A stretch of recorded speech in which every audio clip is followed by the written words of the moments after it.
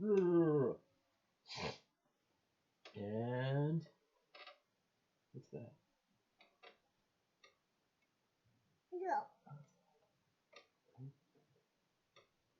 Whatever.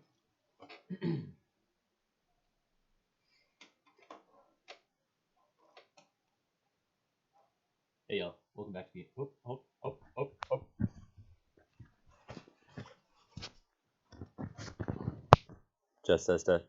test. All right. Hey y'all, welcome back to the internet. Here's another tutorial for Design 2. Hey y'all. Hey y'all, welcome back to the internet.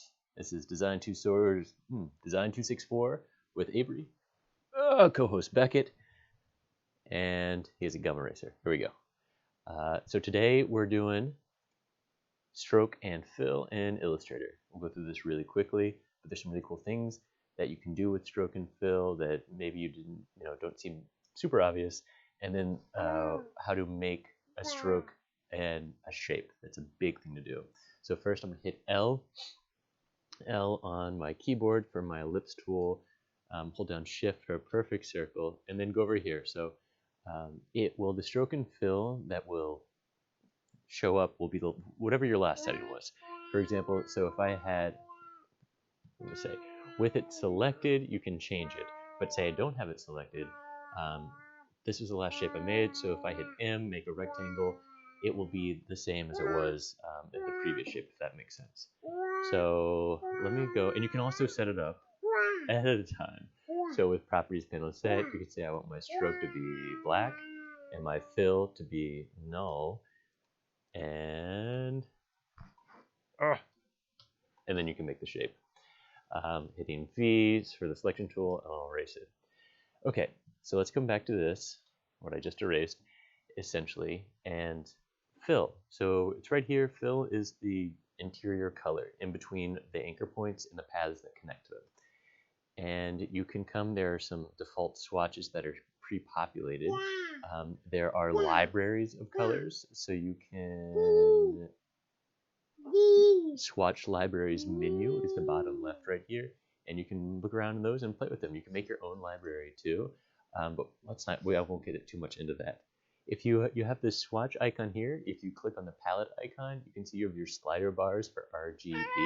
Remember, red, green, blue, and 0 is they're all the way off, and then 255 is they're all the way up, maxed out. And remember, with additive color, when all of 3 of those colors RGB are maxed all the way out, you get white, which is the hexadecimal number FFF. And hexadecimal is how the internet understands color. We will go into that more when we talk about color. So that's fill. You can do in fill, you can do a gradient. But are we going to talk about that now?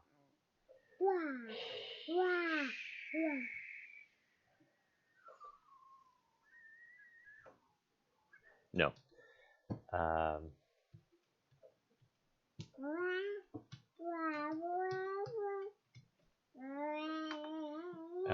Are you still with me? All right, back. So we've went through fill just really briefly on how you do this. Let's go back to black. Actually, let's go to null and for fill, and we'll go to stroke. So I will start out with the black stroke. And here is where you adjust the size. So remember, a point is the smallest unit in typography. You can, similar to other text boxes for sizes, you can just be like, oh, I want this to be 1 inch. So I typed in 1 quotation marks and just like that. Or you're like, oh, I need this to be 12, let's say, pixels, px. Cool. If you want to change those away from points into pixels, if it isn't set up already, you can do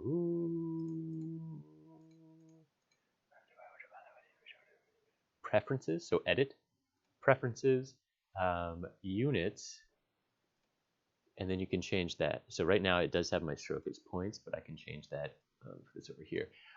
So we can change that to pixels. All right, cool. So obviously you can change the size of the stroke. And if you notice that my highlighted blue line here, the stroke is splitting the blue line. So this way, talking about thinking about a line as an abstract idea, it really is. It's like nothingness without a stroke, and then we're applying this. We're giving it dimension, but you'll see in a second, even in Illustrator, it's still not a shape. So it still like maintains its idea of just an abstraction. But before we get to that, let me just show you some other things you can do. So you click on here, right, to change the color. You can go to your palette if you want to. If you click on the word stroke, you have more options. So we can adjust where the line or sort of where the stroke thickness is applied. So it can be applied onto the interior of your paths. It can be the exterior, or it splits the path right in the middle. Cool. Does that make sense? If you have, let's erase this ellipse and put in a rectangle. If you have a rectangle and you click on the stroke options, you can change the corners. So a rounded corner to a beveled joint. Is that what it said? Beveled join corner. Or just they call it a miter join corner. Cool. I feel that's terminology from construction. Interior, right? Exterior of the stroke. Cool. We're back in the middle. So let's say this is the shape I want. So I want this to be a shape, not a stroked line. The way you do that, and this is for any effect that you have that is applied to a stroke that's applied to a path, but that isn't kind of rendered as a shape in Illustrator, right? There aren't anchor points at the corner of this black area. These aren't paths. These are just representations of the, where the thickness of the stroke meets right here. So the thickness of this line meets the corner here. Does that make sense? There are no anchor points. So if we want anchor points to manipulate, we go to Object, with it selected, Expand, and then we don't need to worry about the fill because there is no fill. So we're just going to expand the stroke. And then here you go. You now have a shape with anchor points. Brilliant. So I have my direct selection tool A. So now I can just select one anchor point and have a shape like that. Okay. So that's really great. So let me show you with an ellipse. Add a fill, remove my stroke, and then, let me show you this. So you can also do a dashed line. So there are a bunch of different settings you can mess with here, including adding arrowheads, which is pretty funny. And this too is a thing. So right now it's just an effect applied to a stroke.